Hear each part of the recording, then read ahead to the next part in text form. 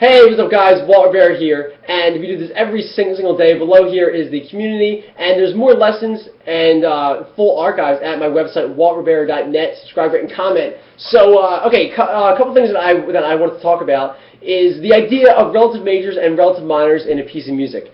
So that when I'm playing a relative major, let's say like if I'm in the key of E,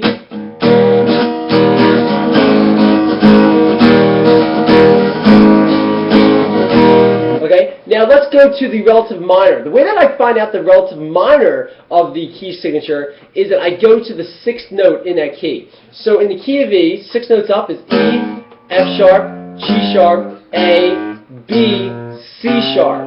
Now the sixth note of a major key, that's a trick guys, major key. The sixth note of a major key signature is always going to be minor, if you want us to stay diatonic to the key. Diatonic referring to staying within the structure of the key. So if I'm in the key of E major, my relative minor in the key of E major is actually going to be C sharp minor. So here we have C sharp minor goes to E major. Back to C sharp.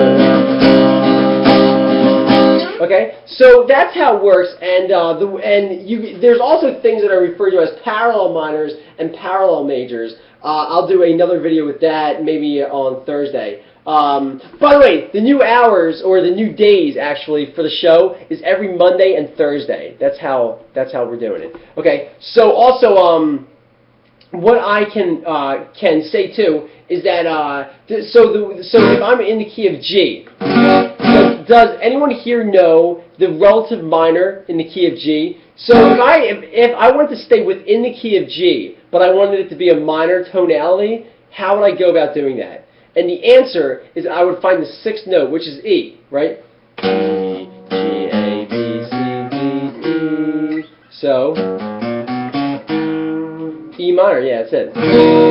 So this G, the relative minor is E minor.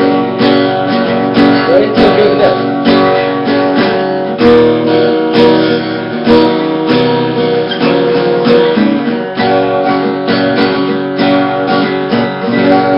Okay?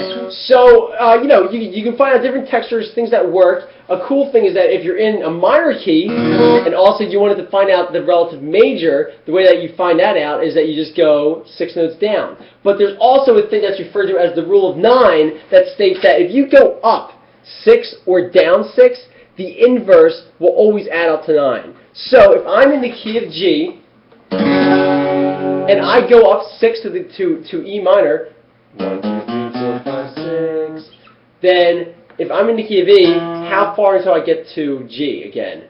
Well, 3. 1, 2, oh, sorry.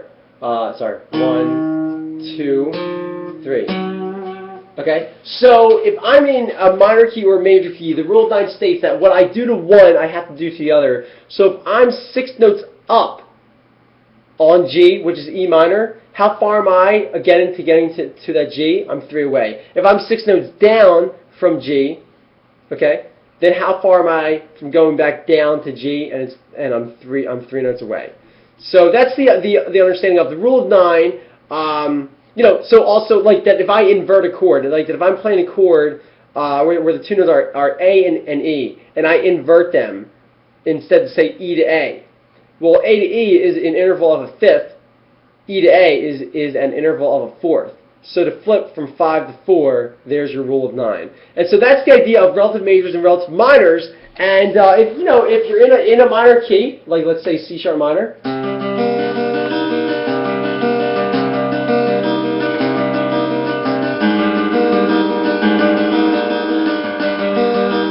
how far until G?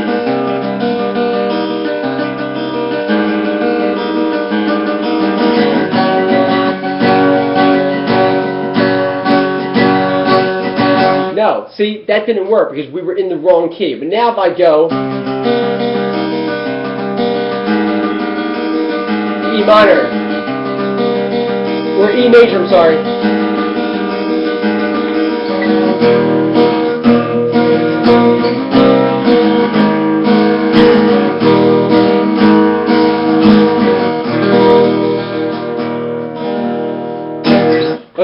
So, you know, so that's the idea, but just understand that when I go to E major, the distinction and the relationship from E major to E minor isn't the same. So if I'm in C sharp minor here, and I go to E major, it's not the same as going to G major, although the relative minor of G major is E minor. E minor and E major are actually parallels of each other and not relatives. But, hey, if that confused you, then maybe you don't know relative minors enough, so then you're going to have to watch this video again. And if that made sense to you, then, you know, then you're that much better. So congrats.